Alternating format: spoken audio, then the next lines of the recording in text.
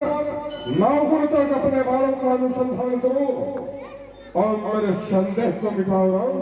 लो, मैं इस पर 7 गुण तक अपने बालों का अनुसंधान कर लेता हूँ।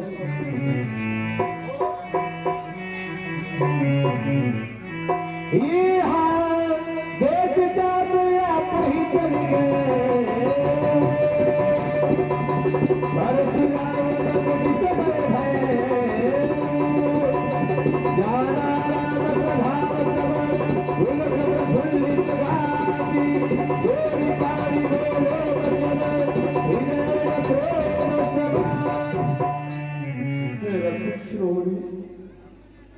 हे दीनदयाल, हे भगवान, मैं तो आपको नहीं पहचान सका, जो कि अनजाने में ना जाने क्या क्या आपको कट वचन कह दिया है भगवान। उसके लिए हमारे सभी अपराधों को आप क्षमा करें। भृगुनंदन, आप ही ब्राह्मण हैं, दूसरे महर्षि विश्वामित्र की बहन के पुत्र, इसलिए यह मोह बाण आप पर नहीं छूट सकता।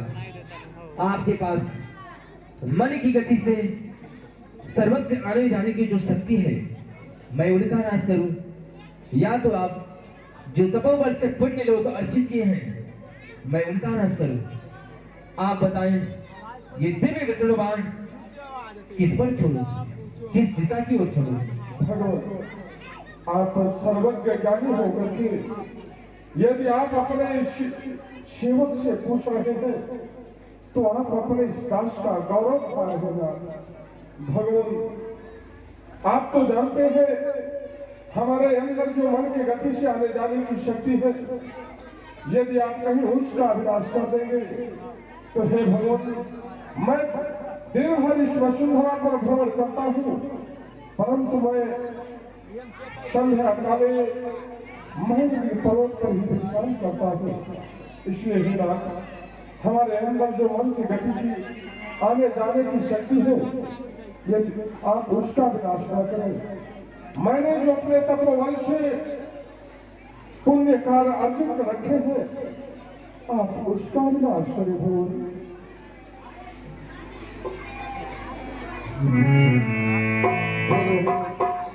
आप इस दिव्य वैष्णव बाण को आप पूर्व दिशा में छोड़ दें, जिससे कि वहां पर राक्षसों का वास हुआ करता है, उनका विनाश हो सके।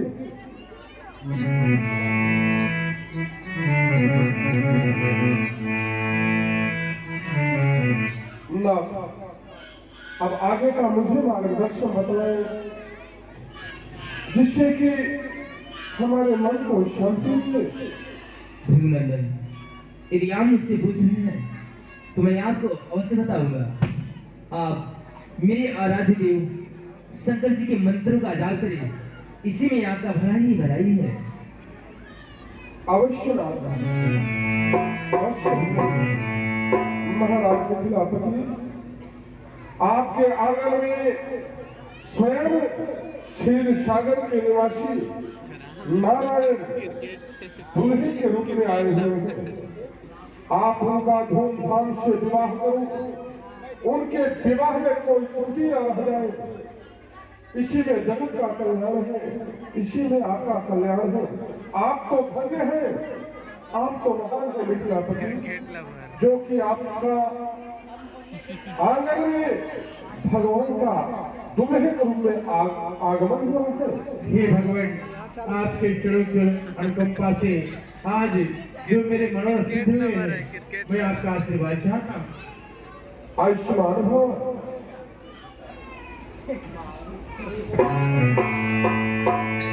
जनक की कौशिकी गावा, प्रभु प्रसाद भंजहु धनुरावा।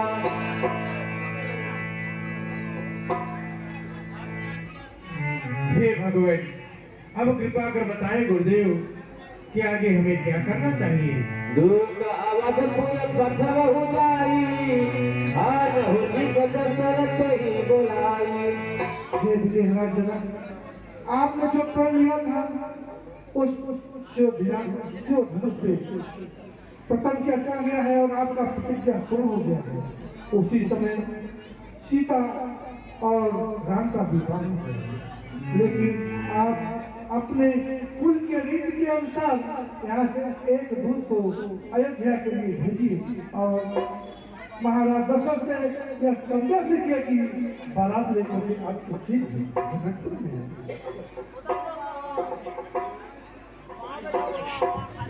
हे गुरुदेव, हे भगवान,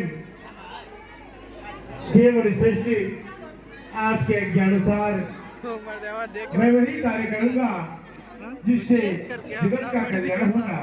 हे भगवान, आपके ज्ञानुसार मैं चतुर्भुज को बुला करके चक्रवर्ती में चूड़ामणि महाराज दशरथ के यहाँ भेज करके उन्हें बुलवाऊंगा और जिससे सीता और राम का विवाह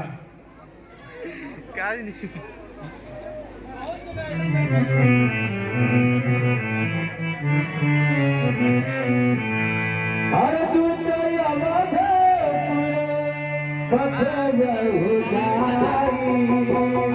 मेरे पास आ जाओ।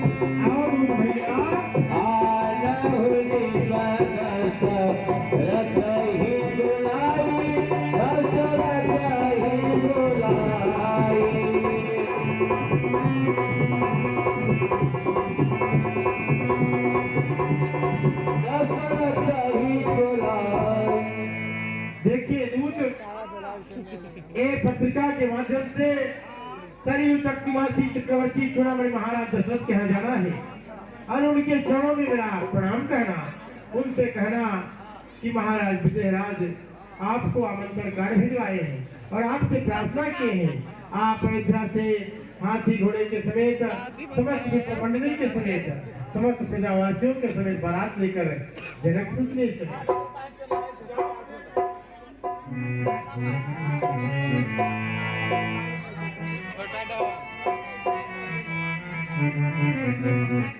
ऐसा है कि अब हम अयोध्या में जाना है तो थोड़ा अपने घर वाले से मिल लूं जी, और उससे सब बता दूं अपना